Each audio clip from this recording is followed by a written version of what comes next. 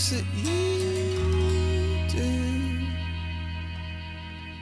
88.7 KWDM The Point. I'm Ian Nelson alongside my co-host Mac Tyrrell for another episode of What in the World Wednesday here on 88.7 KWDM The Point, the home of Des Moines' #1 modern rock station. Today, let's get right into it with another great What in the World Wednesday show. So we have a lot of topics today, ranging between local and national news like always. Today, though, we're going to start the second week of the assumed month-to-month-long trial involving presumed Republican presidential candidate Donald Trump hits its stride after a judge warns Trump of possible jail time. Judge Juan Merchan threatened jail time to Trump after repeated violations of a gag order preventing Trump from discussing any opinions about the trial to the public via public domains. Merchan understood Trump has his First Amendment right to the freedom of speech, but ruled that repeated informative disobeying caused the court to fine Trump $9,000, with more alleged gag order violation arguments due to Thursday. But that's not even before the actual trial. The trial is about hush money scandals that involve Stormy Daniels, an adult film star, and Donald Trump, where business records were falsified is the main, allegedly is the main trial. So getting to the actual cases, attorneys are against Trump are compiling detailed evidence of emails, bank records, and business exchanges to back the argument that could hand Trump 34 felony counts of falsifying business records, with many more crucial testimonies being lined up for the foreseeable future and evidence still being compiled and brought to court, as well as court times being pushed for calendar alignment. A lot is still in the unknown, especially about one of the main importance: will Trump be able to run next year for the next coming election? The answer is most likely yes, because even if he is found guilty and the trial and becomes elected as the main Republican candidate, nobody knows if he could be president while in jail. A lot is still unknown, but right now that's all the facts that we have for the Trump trial. Mac, anything? Yeah, so actually, speaking of Trump, I'm watching this Trump documentary on Netflix right now. It's called Trump, the American Dream. It's great, actually. I really love the show. It's like one of my favorite shows right now, which is interesting because I'm not very big about shows or TV overall, really. But it's really cool because I always, just having conversations with my parents, them talking about him being in commercial real estate and, doing all this different stuff. I always thought it was neat, but I never truly understood how big he was before he became president, dating back all the way to the late 1970s. Even back then, he seemed to be almost the equivalent of Justin Bieber. He was all over the covers of magazines. He was the hot topic almost as he is now.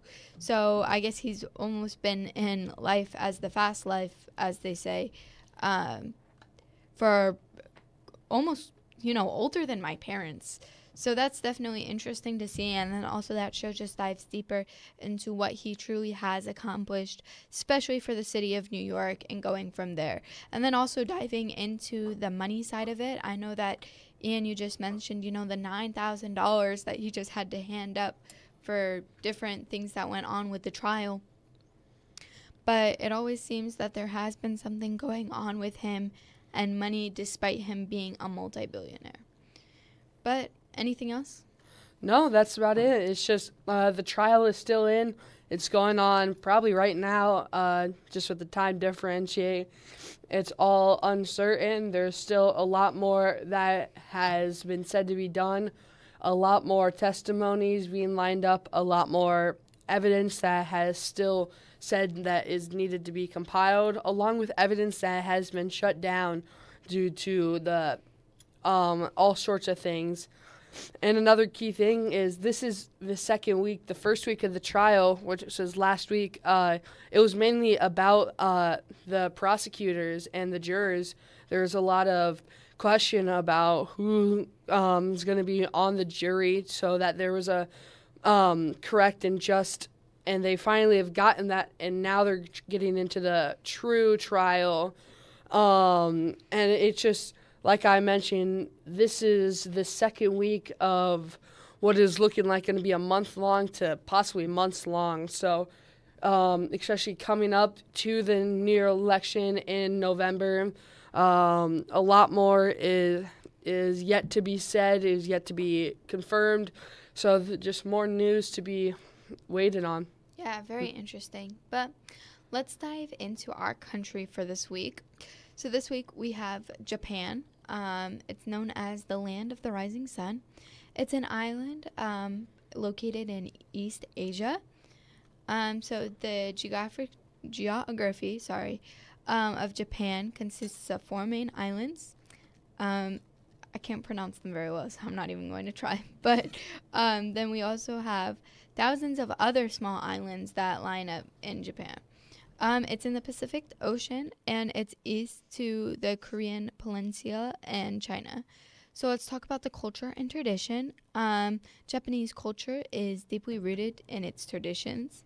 So tea ceremonies, calligraphy, martial arts, jiu-jitsu, karate, and traditional clothing is still worn, especially on special occasions and festivals. The Hamani is the cherry blossom viewing.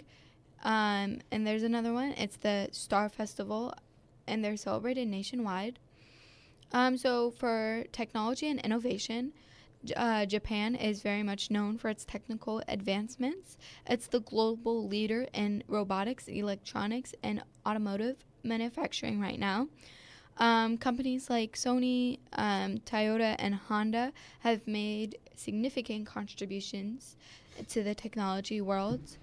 But the cuisine, which of course we'll have our food in a couple minutes, it's diverse and delicious. And so we have foods like sushi, ramen. These are just a few examples of our Japanese dishes enjoyed both domestically and internationally. Japanese cuisine emphasizes fresh, seasonal ingredients, and that are very looked at for preparation. So then we have the economy. Japan has the third largest economy in the world.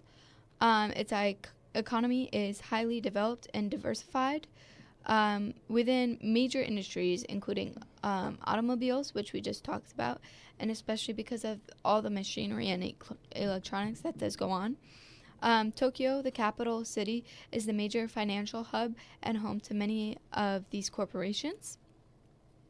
So for the history, Japan has a long and complex history marked by periods of different types of ruling, now to modernization. The city has went through significant changes during some of the different wars or things that we have gone on. But Japan also played a major role in World War II and underwent rapid reconstruction and economic growth during the post-war period.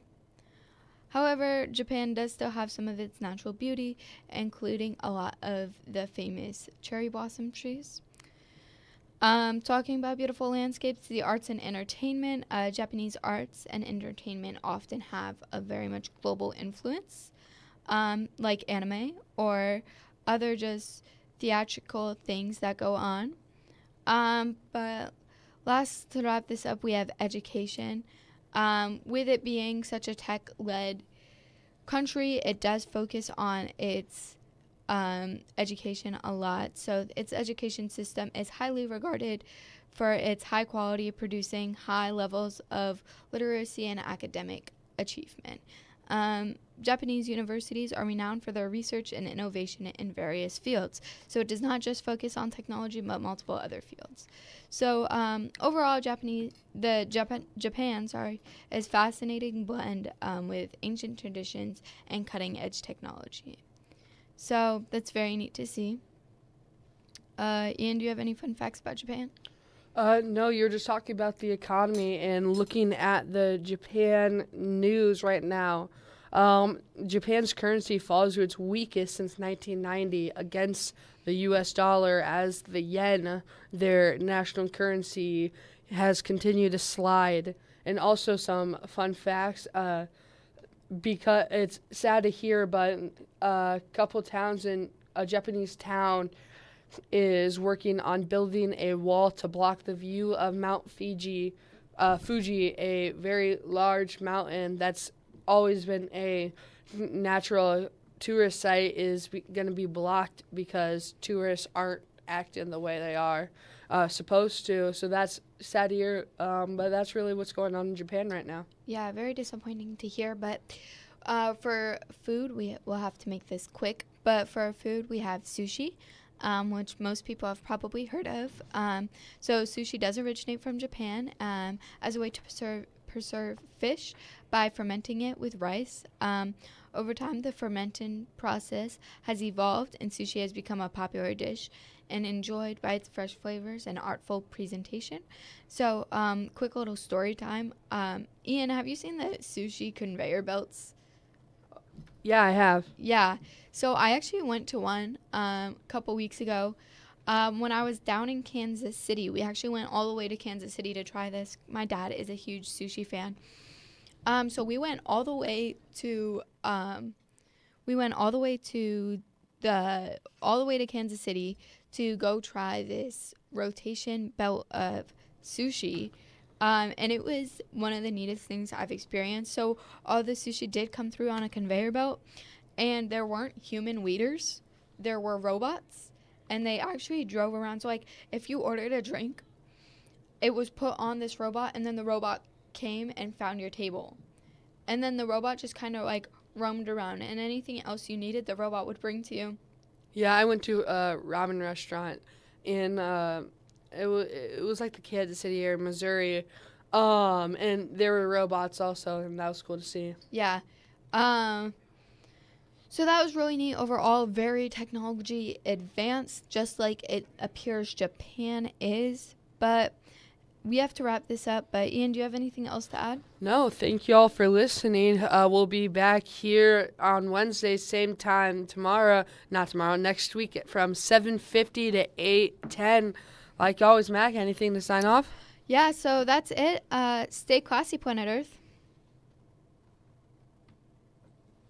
I only talk to God when I need a favor, and I only pray when I